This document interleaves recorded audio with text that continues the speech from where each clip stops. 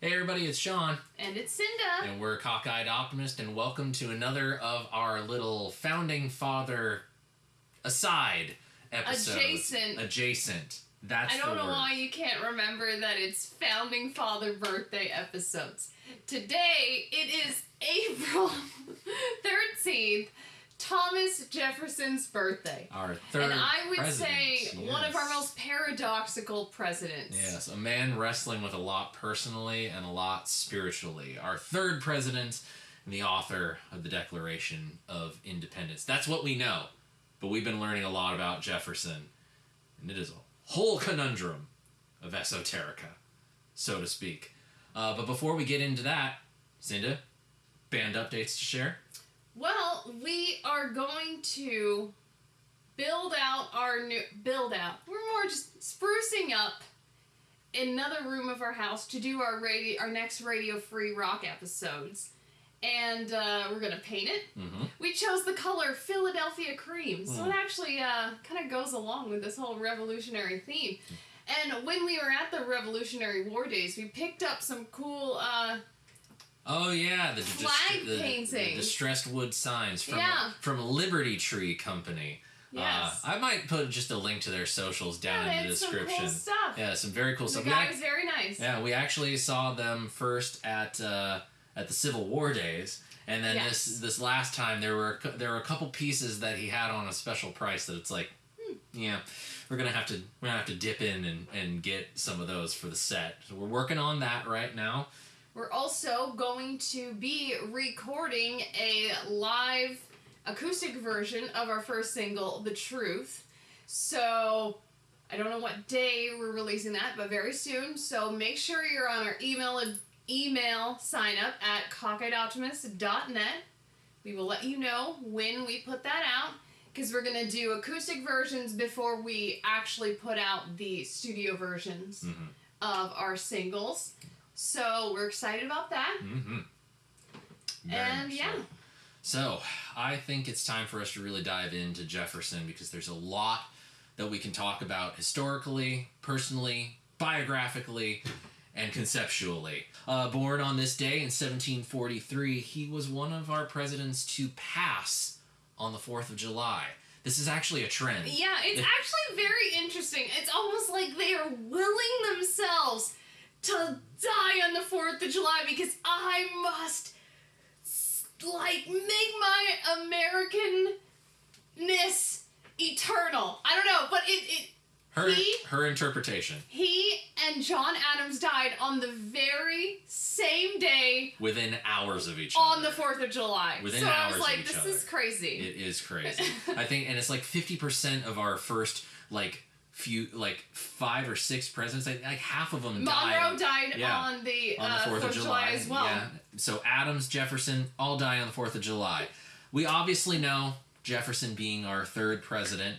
He was the author of the primary author of the Declaration of Independence, and interestingly enough, he sequestered himself in a private room and wrote the bulk of the Declaration of Independence between the dates of June 11th and June 28th, 1776, before delivering his first draft. Now, when he delivered his draft,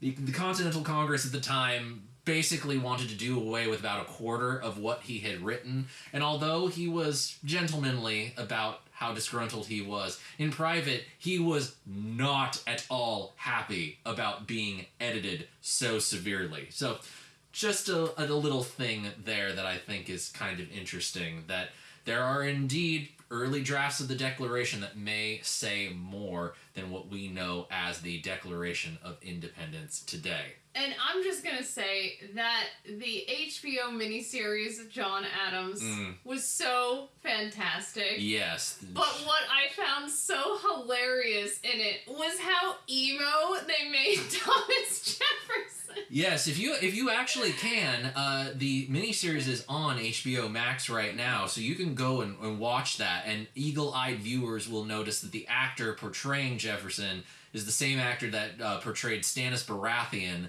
in this Game of Thrones series. And he does a great job, by the way. This is my impression of Jefferson sitting there with Adams and Franklin as they're discussing items on the Declaration.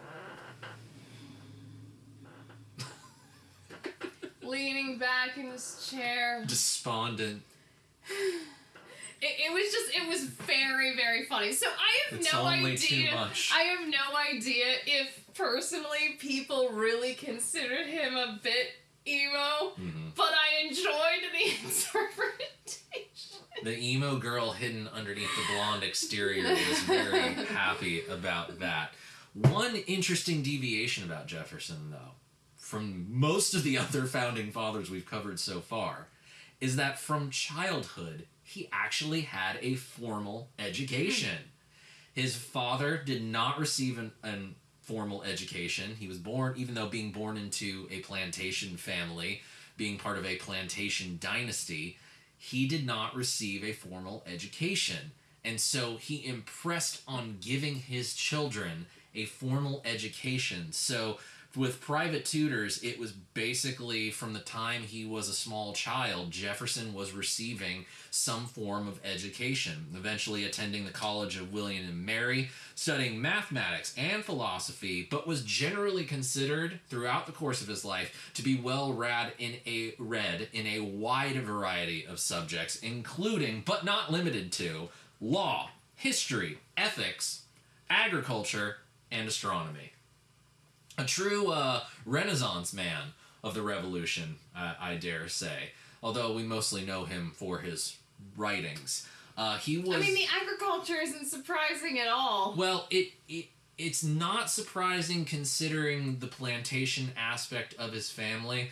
But there is something that I feel like when you start delving into like the plantation dynasties, it's like the older generation tends to know about the planting, but once the slave labor gets brought in, and famously, you know, when we were young, it was like the revelation that Thomas Jefferson owned slaves and may have at one point had an affair with one of his slave women. Like, that was a whole big thing when we were kids. Like, that information... I thought that was always just common knowledge. I mean, it wasn't common knowledge to me until, like, the beginning of the 21st century. But all I'm saying is, it's like... the early generations know the planting, know the means of agriculture. But once the slave labor gets brought in, the people who start the plantation don't need to deal with that stuff anymore. That's for the slaves to take care of. And they don't really retain a lot of that knowledge. And just a quick little thing about that John Adams miniseries was how John Adams in the show is portrayed as being very learned about agriculture as well. That is true. And talking to young John Quincy about his formulation for manure. I'm going to bring it up now since we were on this agriculture thing. He was very vexed by Indians. He didn't understand them. And I'm not even saying that like... exaggerating. He did not understand them because, and we're going to get into this a bit more clearly, Jefferson loves reason, okay? His whole ideological system is built on reason. Hence, his love of the French. We're going to go there. But he does not understand the Indians because they put spirit above reason. Yeah. And so, because, like, he actually is saying in his second inaugural address, these persons inculcate a sanctimonious reverence for the customs of their ancestors, that whatever they did must be done through all time, that reason is a false guide, and to advance under its counsel in their physical, moral, or political condition is perilous innovation, that their duty is to remain as the Creator made them, ignorance being safety, and knowledge full of danger. Above this, he says, we've therefore liberally furnished them with the implements of husbandry and household use. We have placed among them instructors in the arts of first necessity. He's basically saying they're too stupid or unwilling, really, to learn and become more educated. So they should just be farmers. We just need to give them farm equipment, and I guess they'll be happy because they put too much stock in what their ancestors think. Makes me wonder what he would have thought of, like, Asian cultures, like Chinese, Japanese, being that ancestors are so important to their spirituality as well in those cultures. So it's like, if he thought that about the Indians, what could he have possibly thought about some of these other cultures? And so it's like, but then we just brought up really quick, like, he could, obviously he held slaves, but he couldn't be completely racist or he wouldn't have had an affair with one of the slaves. Yeah, so you're just indeed. Like, I don't... Or maybe there was some weird power dynamic I don't understand you, bro. Yeah. Oh, boy, this is getting really crazy. Well, he ends up practicing law. He gets in, passes the Virginia bar. A couple other interesting things about his career. At 33, he was the youngest delegate of the Second Continental Congress. He succeeded Benjamin Franklin as the minister to France during Washington's administration. And he served as Washington's Secretary of State for a time. And the most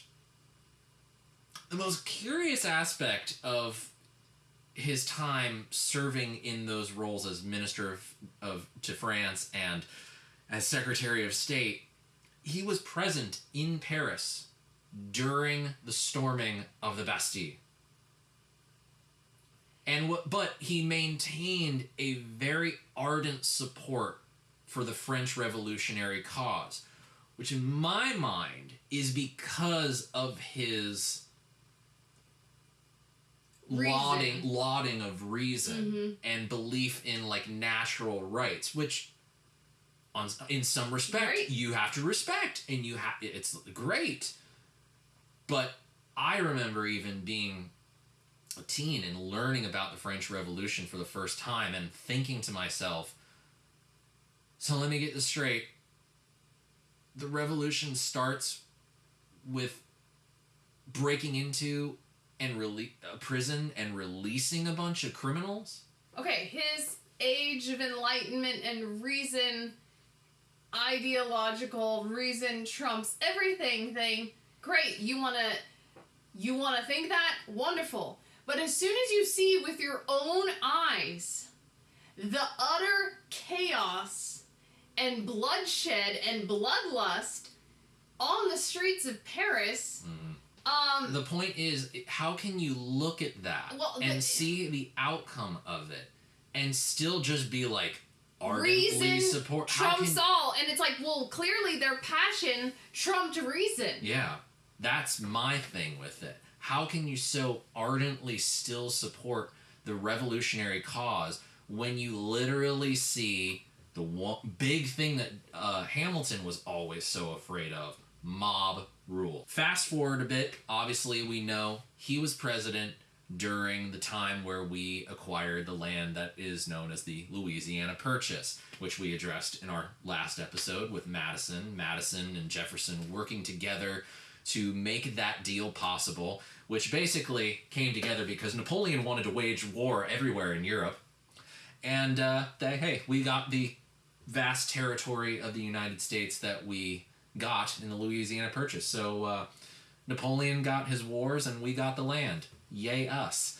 But the one thing that I think we can really characterize from all the things that we've learned about Jefferson in the beginning stages of our country is how he seemed to be the antithetical, the opposite of Hamilton. He was an anti-federalist, and in many cases... Except he wasn't. He was, and he wasn't. See, that's the thing about Jefferson. Everything he is and is not at the same time. But to the point is, he started newspapers to rival the Federalist sentiments. Absolutely. And the one thing that came up to me and really felt like one of the things that started the downhill trajectory towards the Civil War is he wrote the Kentucky and Virginia resolutions. Now, this was something that effectively was used to help establish the states' rights over that of the federal government.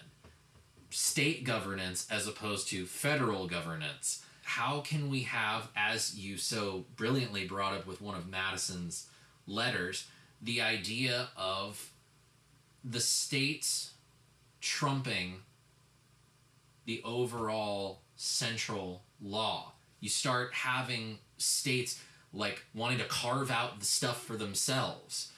And so for me, it's the beginning of opening the can of worms that leads all the way down to this eventual... Jefferson, in and of himself, is a can of worms. Oh yeah, that's for sure. Okay, so what you're talking about, the states' rights and everything, and like we did mention when we were talking about James Madison, I feel that every time people are bringing up states' rights, it's never from a good place. Yeah. But we were talking about how, in that episode, we were bringing up how taxes always generally triggers the states' rights people. Mm-hmm. And so something Thomas Jefferson said in his second inaugural address is that I find this actually very cool. He says, "At home, fellow citizens, you best know whether we've done well or ill. The suppression of unnecessary offices, of useless establishments and expenses, enabled us to discontinue our internal taxes. These covering our land with officers and opening our doors to their intrusions had already begun that process of domiciliary vexation, which once entered is scarcely to be restrained from reaching successively every article of produce or property. If among these taxes some minor ones fell which had not been inconvenient, it was because their amount would not have paid the officers who collected them, and because if they had any merit, the state authorities might adopt them instead of others less approved. The remaining revenue on the consumption of foreign articles is paid cheerfully by those who can afford to add such foreign luxuries to domestic comforts, being collected on our seaboard and frontiers only, and incorporated with transactions of our mercantile citizens." Again, the paradox of Jefferson. He's like, we don't need all these little lowly offices and these people tax carriers and whatever bureaucratic institutions. We don't need all that, and is actually cutting our taxes. And then he says we need a consumption tax only on foreign import-export protective tariffs, duties, not taxes on our property or anything. So here he's back to Hamilton of like, we only need a consumption tax? Jefferson, you confuse us. Yeah. And we are not saying that the Declaration of Independence is bad or anything. But Jefferson is just full of contradictions and paradoxes. We love the Declaration of Independence. Yeah. Without it, we wouldn't be here. We wouldn't be here. But it is definitely and I think there's no better place for us to go to. I actually have one other thing that this is really funny. She always has one more thing that's always really funny. Because I'm like, did he just say this to try to appease people? Or did he actually mean it at the time? Or was he going through an emo spell? Maybe that's what it actually was. In his first inaugural address, get this is too much. Can't even read it, I want to laugh. "We have called by different names brethren of the same principle." That's not the funny part. "We are all Republicans. We are all Federalists."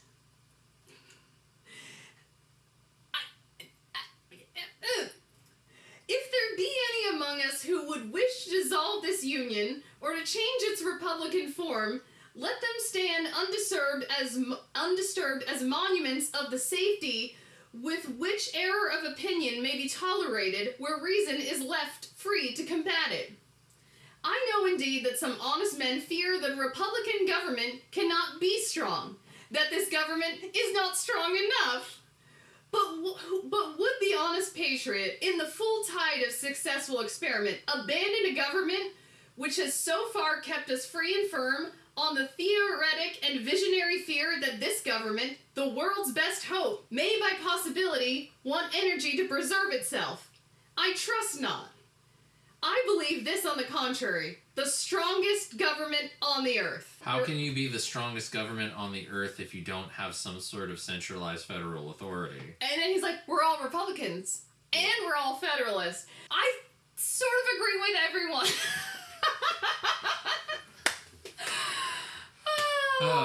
Well, on that note, I don't think that there's any greater sort of example of this sort of reason heavy leaning, but also kind of here, kind of there when it comes to Jefferson on the subject of religion. As we mentioned, talking about separation of church and state in the first episode of Radio Free Rock, which really set a lot of people off by simply just stating the pure and simple fact that the phrase separation of church and state is not in that document.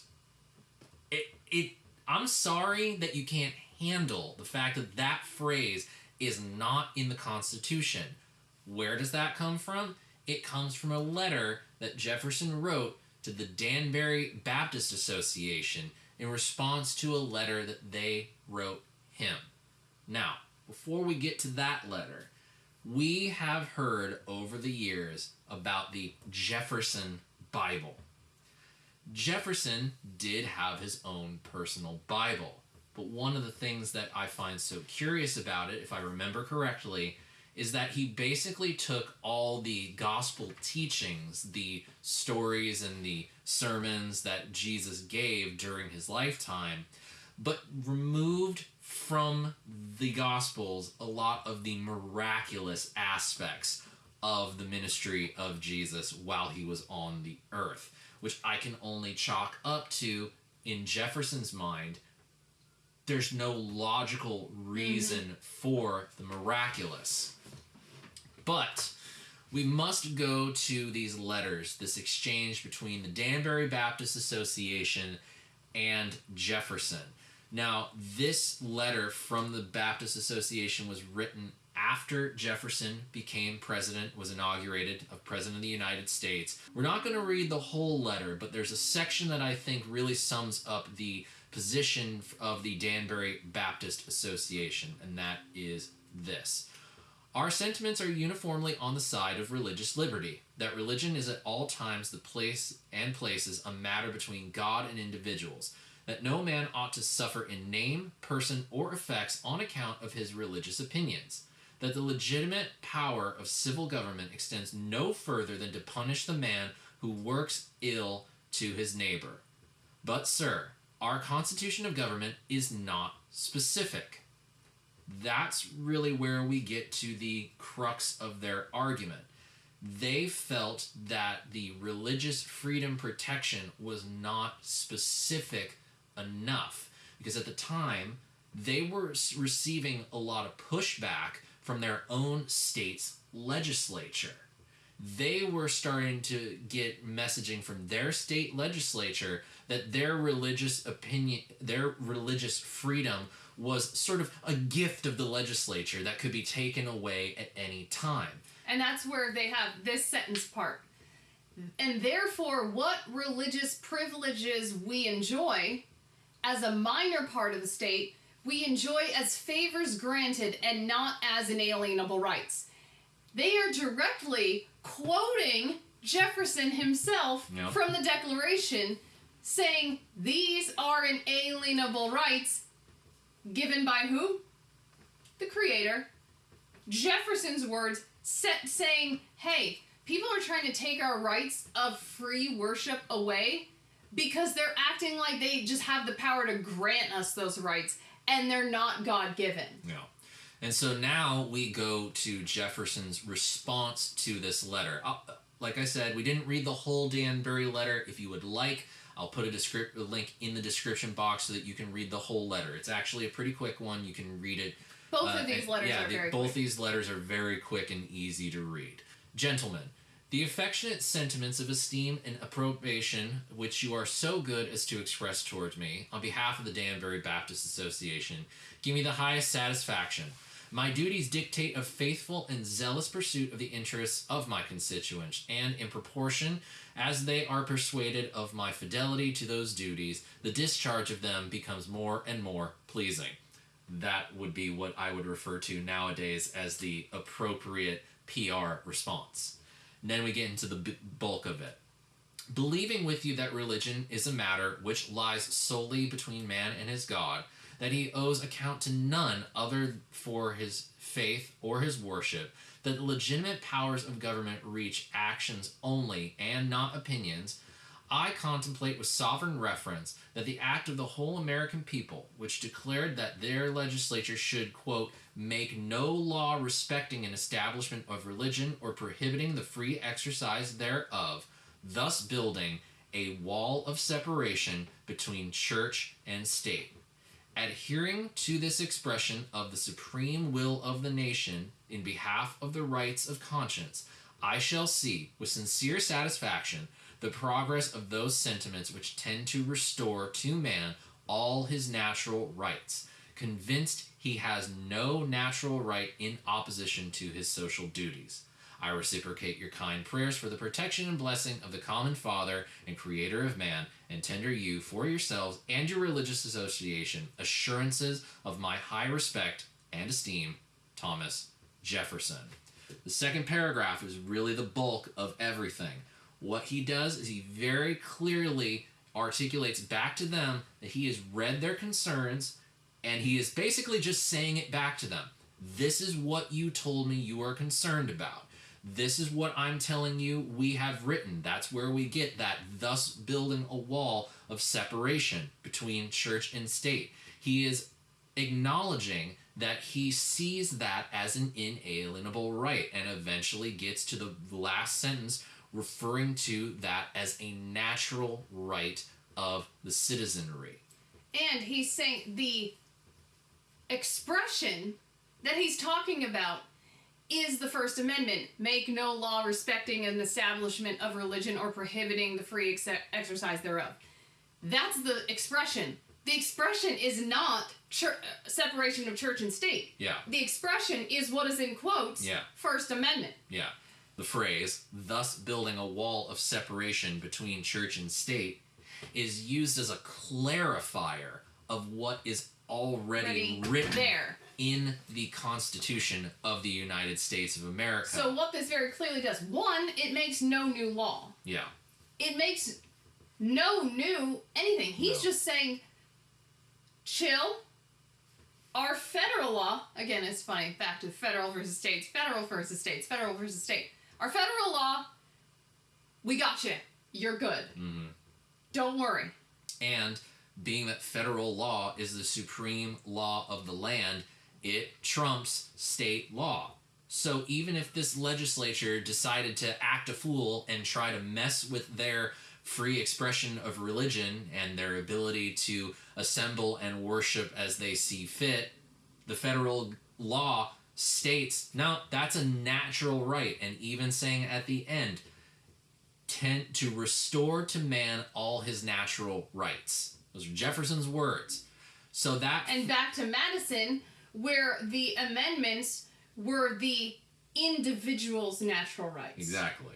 The amendments being the rights of the individual, the Constitution being the supreme overarching law of the land. I found it extremely funny, the amount of anger and rage we got from that. And I think one of my favorite, and I'm saying that facetiously, was separation of church and state is a thing, even if it's not in the Constitution. People, you need to realize that these are letters. Okay, these are letters. Letter 1 from the Danbury Baptist Association sent to Thomas Jefferson. Letter 2, Thomas Jefferson's response. These are literally in the Library of Congress and the National Archives. Like, the letters exist. Right, but that's not my point. My point is, why are you acting like this is the law when there's no new law even being said? That's not even what he's saying in the first place. But why are you acting like this is a law when it's just a letter between parties? Yeah. It would be like, could you imagine if every one of Trump's tweets was a law? some of you, maybe some of you watching this right now, treat that phrase, separation of church and state, which it actually is, quote, separation between church and state. You treat it as gospel. You hold it with a religious regard. Ironic, is it not? That you hold that with such a devotion to secularization and atheism of the government that you create a religious icon of it. So I'm glad that letters and then telegrams and then phone calls and then emails and then text messages and then social media posts don't make something a law. Indeed. Aren't you? Me too. And I think as we wrap up, everyone holds this out, and let's be real, even at that time, Thomas Jefferson's being accused of being an atheist sometimes, okay? But sometimes the way he talks, you're like, okay, no, he's not an atheist. One, if he was really like such an atheist, would he have allowed the Sunday church service in Congress to happen each week? He allowed it, and he showed up sometimes. So, I mean, one, maybe he would just allow, but again, back to separation of church and state. If he was like, get the church away from the state, he would never have allowed a church meeting in the state buildings, which he did. So that, two, if he really was an atheist, he would never have showed up. Yeah. Three, he wouldn't say certain things like this. He's talking, let history answer this question. Let us then, with courage and confidence, pursue our own federal and republican principles. Again, back to tying them together. Our attachment to our union and representative government, kindly separated by nature in a wide ocean from the exterminating havoc of one quarter of the globe, Europe, too high-minded to endure the degradations of others. Interesting for someone who loves the French so much. Anyway, possessing a chosen country with room enough for our descendants to the 100th and 1000th generation, entertaining a due sense of our equal right to the use of our own faculties, to the acquisition of our industry, to honor and confidence from our fellow citizens, resulting not from birth, but from our actions and their sense of them. Enlightened by a benign religion, professed indeed and practiced in various forms, yet all of them including honesty, truth, temperance, gratitude, and the love of man, acknowledging and adoring an overruling providence, which by all its dispensations proves that it delights in the happiness of man here and his greater happiness hereafter. With all these blessings, what more is necessary to make us a happy and prosperous people? Sounds like somebody believes that there's something after this life. Sounds to me like somebody who reckons that there is something bigger than all of us that created all this, that has a hand in the proliferation of all of this.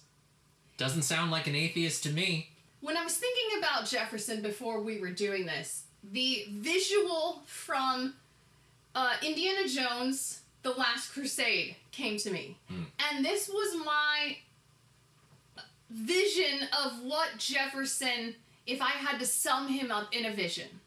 So if you think about that scene, Indy's got his little book, as he always does with the notes. You know, he's always taking notes on, you know, this hieroglyph, whatever. I need to know the booby traps, etc. But when he gets to that one across the chasm, and it's the leap of faith, and there is nothing that Indy does that allows him to see the bridge below his feet, and he finally just takes that first step out and steps upon that invisible bridge. To me, Thomas Jefferson wrestled, always at that edge of the chasm, too afraid to take that first step, to say, I trust you, I surrender, And he does admit, even in his inaugural addresses, like, I make my mistakes. I'm human. I'm not the almighty, you know? He's saying stuff like that. He realizes, like, but his reason gets in the way. Yeah. And so it's almost like if he would just have sometimes been like, I'm giving this moment up to faith. I'm giving this up to Providence because Providence believes that God wants us to be happy. He wants us to succeed. If he would have just taken that step of faith and surrender, I think in some of his decisions, they would have been better guided. For all his reason, natural rights, his ability to write as he did, I'm very gifted, and we owe so much of the establishment of this country and its early success to Jefferson. But it's very clear that the more that we look into this complicated man, he just gets more and more complex, more and more complicated. Very fascinating, but incredibly hard to pin down. And you know what? That's okay. I think we need to remember from time to time that history is not neat and clean. History is messy. And as Jacob in the Bible did, he's considered that he wrestled with God. Mm-hmm. But even still, happy birthday, Thomas Jefferson. Thank you for all that you did, and we thank you all for watching this Founding Fathers mini episode with us. Don't forget to like it, share it with your friends, subscribe to the channel, and also sign up for the email list so that you know when the next single comes out.